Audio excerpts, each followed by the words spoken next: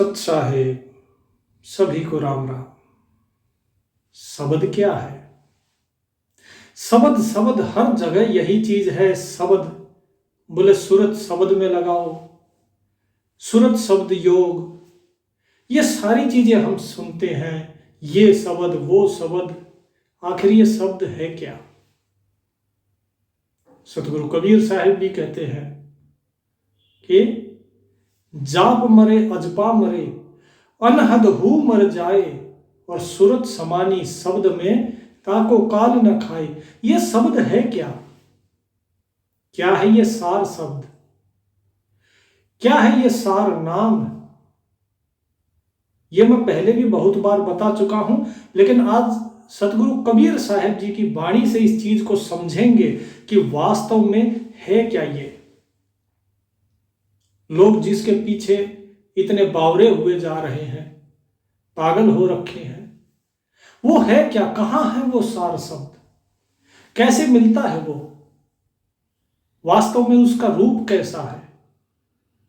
जो सार नाम है वो किस तरीके का है? कैसे लिखा जाता है? कैसे उसको पढ़ा जाता है? उसका सुमिरन कैसे किया जाता है? ये सारी चीजें आज सतगुरु कबीर साहिब जी की वाणी के माध्यम हम देखेंगे इस चीज को आज। तो साहिब क्या कहते हैं? कबीर शब्द शरीर में, बिन गुण बाजे तात, बाहर भीतर रम रहा, ताते छूटी भ्रात। कि भाई शब्द इस शरीर में है, वो शब्द ऐसे बज रहा है, ऐसे इस शरीर के अंदर वो व्याप्त है, ऐसे उसकी धुन हो रही है, जैसे कि मानो बिन गुण बाजे तात। गुण का अर्थ है रस्सी, कि बिना रस्सी के कोई मंजीरा बज रहा हो। मंजीरे के अंदर तार होता है, उस तार को ही यहाँ पे गुण बताया गया है। इसको रस्सी कहिए या फिर तार कहिए, क्यों जो मंजीरा जो बजता है वो बिना तार के जैसे बज रहा हो। तार की जरूरत नहीं है, किसी मंजीरे की भी वहां जरूरत नहीं है, बस वो धुन है, वो शब्द इसके अंदर है, और वो बाहर भी है, वो अंदर भी है। ऐसा नहीं है कि वो सिर्फ इस शरीर के अंदर भी है, वो बाहर भी है। और जब उसे जाना तो मेरी सारी दुविधा, सारी भ्रांति दूर हो गई। जे जन खोजी शब्द का, धन्य संत है सोए। कि वो संत धन्य है जो शब्द का खोजी हो। बाकी चीजें तो दुनिया भर की लोग ढूंढते फिरते, खोजते फिरते, लेकिन जो शब्द का खोजी है, बोले वो धन्य है। कहे कबीर शब्दे गहे, कबहू न जाए बिगोए। और उस शब्द को ढूंढता है और फिर उसी को ही वो ग्रहण करता है, वो इस शब्द में ही रमण करता है, फिर उसका कभी विनाश नहीं होता, वो साधक कभी नष्ट नहीं होता। तो ये साहिब यहां बता रहे हैं उसका पतन नहीं होगा। लेकिन अब शब्द तो बहुत हैं। कौन से शब्द की बात है यहां? तो साहिब क्या कहते हैं? शब्द शब्द बहु अंतरा। कि भाई शब्द शब्द में बहुत अंतर है। शब्द शब्द बहु अंतरा, शब्द सार का सीर, और शब्द शब्द का खोजना, शब्द शब्द का पीर। अब सोचिए, इतनी गहरी बात यहां बताई है कि शब्द शब्द के अंदर भेद है। जो लोग सोचते हैं कि भाई ये शब्द है वो शब्द है, बोले हर एक शब्द के अंदर भेद है, फर्क है। और शब्द जो है वो क्या है? शब्द सार का सीर। सार कौन है? वो परमात्मा। कि वो शब्द उस परमात्मा की निशानी भी है। बहुत तरीके के शब्द बताए ना कि शब्द शब्द बहु अंतरा, बहुत अंतर है। कि एक शब्द उस परमात्मा की निशानी भी है।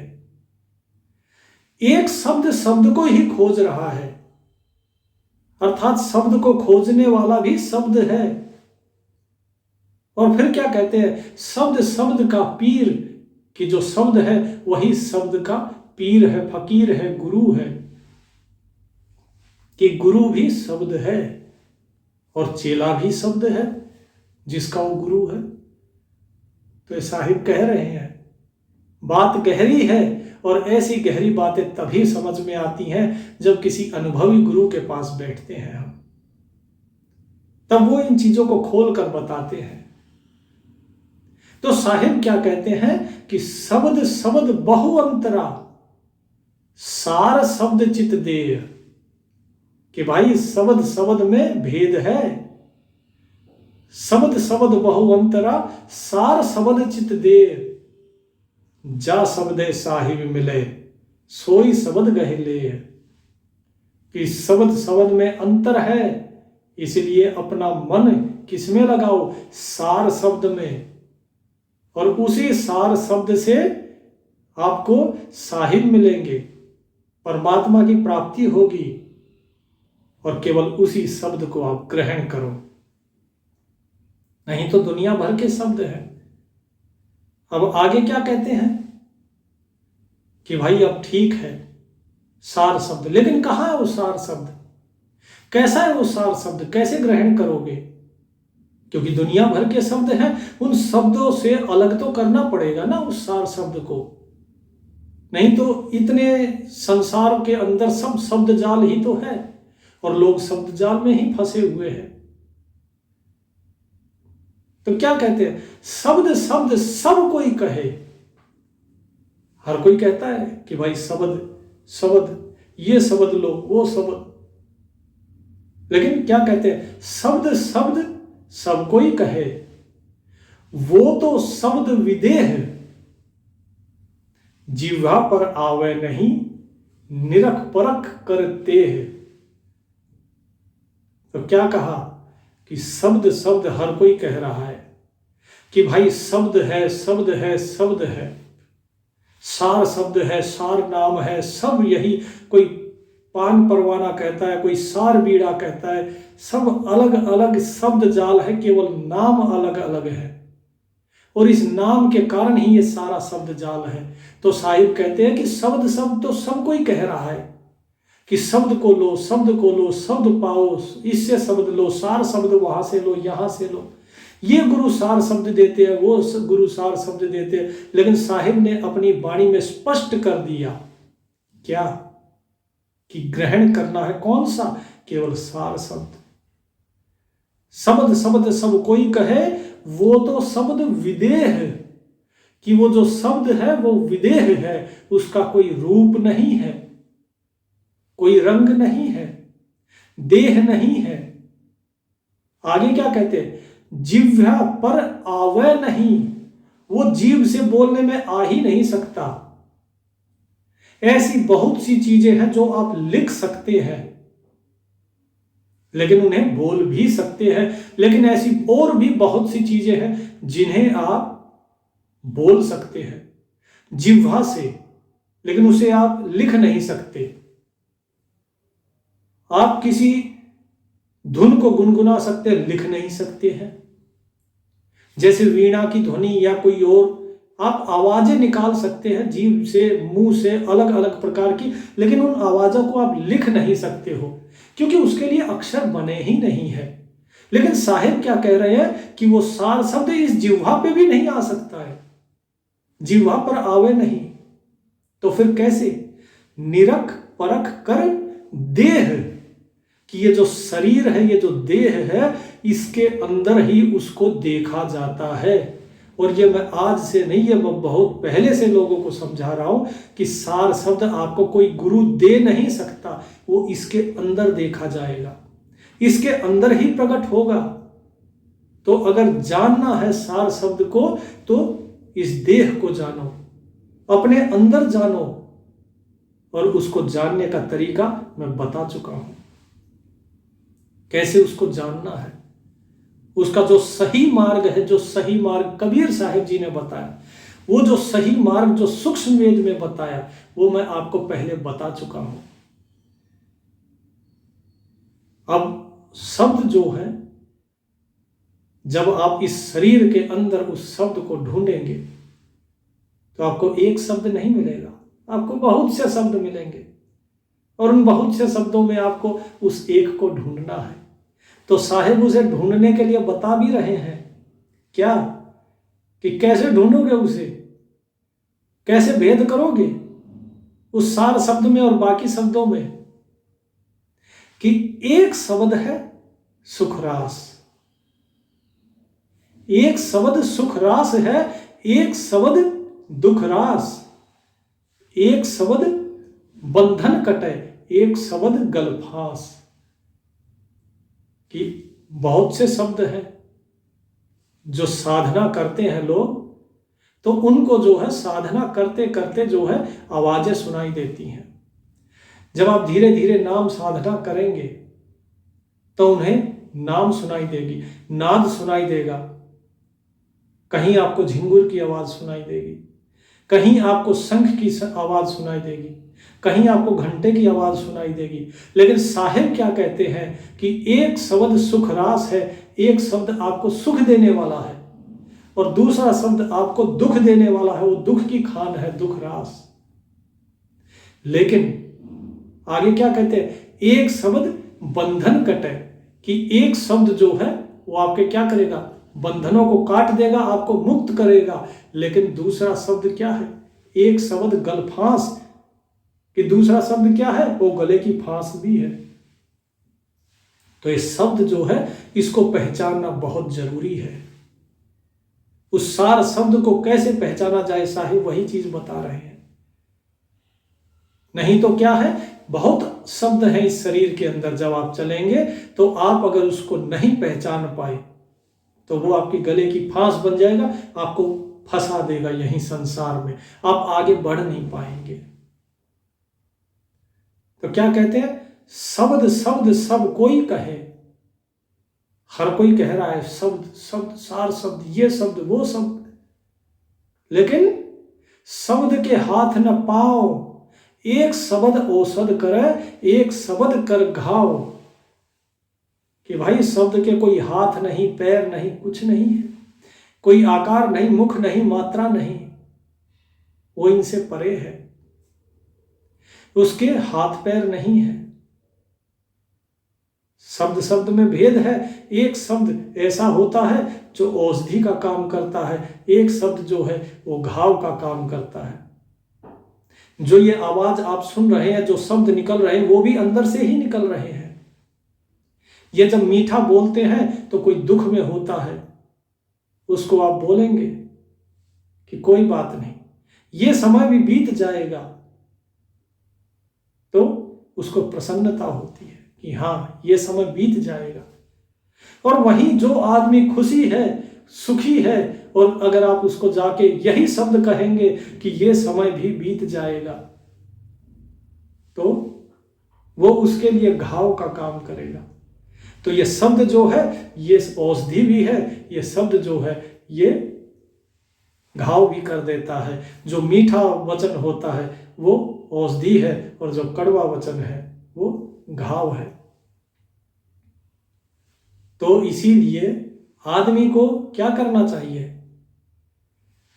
सीखे सुने विचार ले, कि सीखो, सुनो ध्यान से और फिर उस पर विचार करो।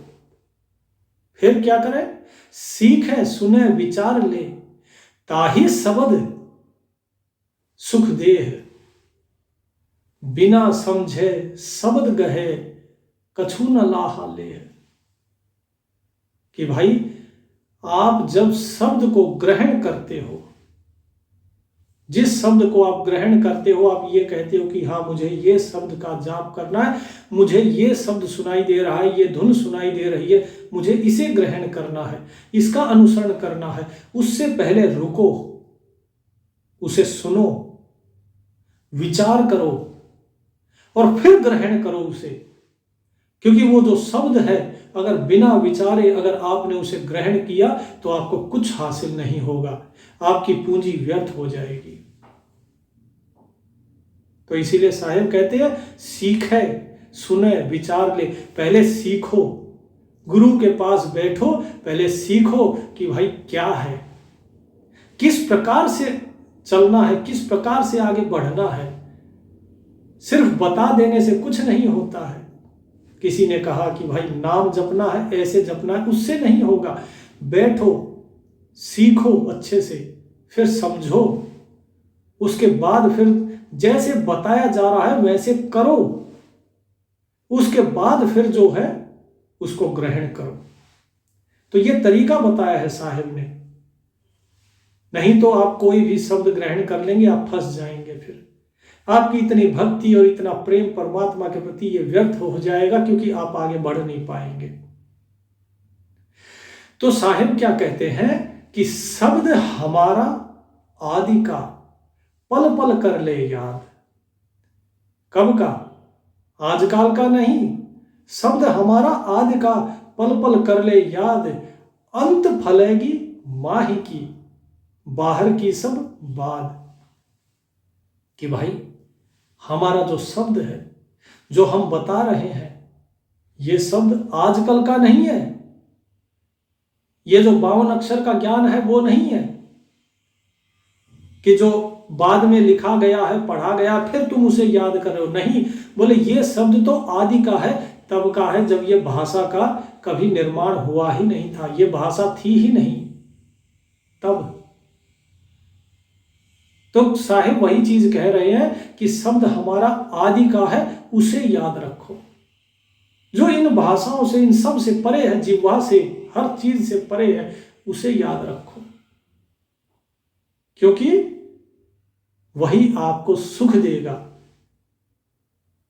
तो सबसे पहले आपको फल किसका मिलेगा? सबसे पहले फल उसका मिलेगा जो आपके अंदर है, जो आपको हृदय में, जो आपने ग्रहण किया। और जो बाहर का, उसका फल तो बाद में है, पहले अंदर का फल मिलता है। जो मन के कर्म होते हैं, मन जिस चीज को ग्रहण करता है, पहले उसका फल मिलता है, उसके बाद जो है इस शरीर ने बाहर जो कर्म किया, फिर उसका कर्म फल मिलता है। तो पहले मन में जो है, पहले उसका फल मिलेगा। तो जो अंदर का है, अंदर आपने जो शब्द ग्रहण किया है, पहले फल उसका मिलेगा। अगर आपने फल गलत ग्रहण किया, शब्द गलत ग्रहण किया, तो संसार में हो, और अगर अच्छा शब्द, अगर सही शब्द ग्रहण किया, सार शब्द को, तो आप यहां से पार हो। तो साहिब कहते हैं शब्द ही मारे मर गए। अब सुनिए कि शब्द के मारने से क्या हुआ? मर गए। शब्द ही मारे मर गए, शब्द ही तजिया राज, जिन जिन शब्द पिछानिया, सरा तिन्हों का काज। कि जिन लोगों ने उस सार शब्द को पहचान लिया, केवल उनका ही कार्य सिद्ध हुआ, केवल वही मुक्ति को प्राप्त हुए। और जो नहीं पहचान पाई इस शब्द को, जिन्होंने दूसरे शब्दों को ग्रहण कर लिया, उन शब्दों के कारण उनका विनाश हुआ। उस शब्द ने ही उन सबको मार दिया। इसीलिए जब लोग मेरे पास आते हैं, पूछते हैं कि साधना करते हैं, हमें ऐसा अनुभव होता है, वैसा अनुभव होता है, तो मैं उन्हें बताता हूं कि भाई ऐसा नहीं करना है, और ये सही मार्ग है, आप इस पे चलिए। तो इसीलिए मेरे भाई, जब आप साधना करते हैं, गुरु का काम सिर्फ इतना नहीं कि नाम दे दिया और छुट्टी हो गई। गुरु का काम है कि मार्गदर्शन करते रहना। क्योंकि रास्ता अगर बता दिया कि भाई ये रास्ता दिल्ली जाएगा, आप इस रास्ते से जाओ, उस रास्ते से जाते जाते आगे बीच में अनेकों मोड़ आएंगे, उस मोड़ में चौराहे आएंगे, तिराहे आएंगे, अब किस साइड जाना है कैसे पता लगे? अगर दो रास्ते अगर आगे से फट रहे हैं, तो बंदा किस रास्ते पे चलेगा? बाएं वाले पे कि दाएं वाले पे? ये मार्गदर्शन कौन करेगा? ये तो गुरु का ही काम है ना। बंदे को क्या पता किधर जाना है? तो इसीलिए मेरे भाई, जो सच्चा गुरु है उसके पास बैठो, सच्चे गुरु की संगत करो, उसकी आधीनी में रहो, बंदगी में रहो, दास भाव में रहो। तब धीरे धीरे आपको जो है गुरु, वो जो गहरी बात है, वो सारी खोल खोल के बताते जाएंगे, और आपका मार्गदर्शन होता जाएगा। नहीं तो अहम में रह के सिर्फ इस अहम का वहम रह जाएगा और कुछ नहीं, और इस वहम में तो ये दुनिया चली गई। तो साहिब वहीं पे कहते हैं कि जिसने उस शब्द को पहचाना है केवल उन्हीं का कार्य सिद्ध हुआ, बाकी किसी का नहीं। आगे हम जानेंगे कि सतगुरु कबीर साहब बताते हैं कि शब्द जिसे सार शब्द कहते हैं उसे गुरु कैसे दिखाते हैं, क्योंकि साहिब ने तो कह दिया कि इसे कोई दे नहीं सकता, इसे कोई जिह्वा से नहीं बता सकता, इसे कोई लिख कर नहीं बता सकता, ये विदेह है, इसे तो इस शरीर के अंदर, इस देह के अंदर निरख परख कर ही देखा जा सकता है। तो निरख परख कैसे होगी? कौन है वो गुरु जो दिखा सकता है? कैसा गुरु है वो, और वो दिखाता कैसे है? ये सारी चीजें हम सत्संग के अगले भाग में जानेंगे। सत साहेब, परमात्मा आप सभी का कल्याण करें।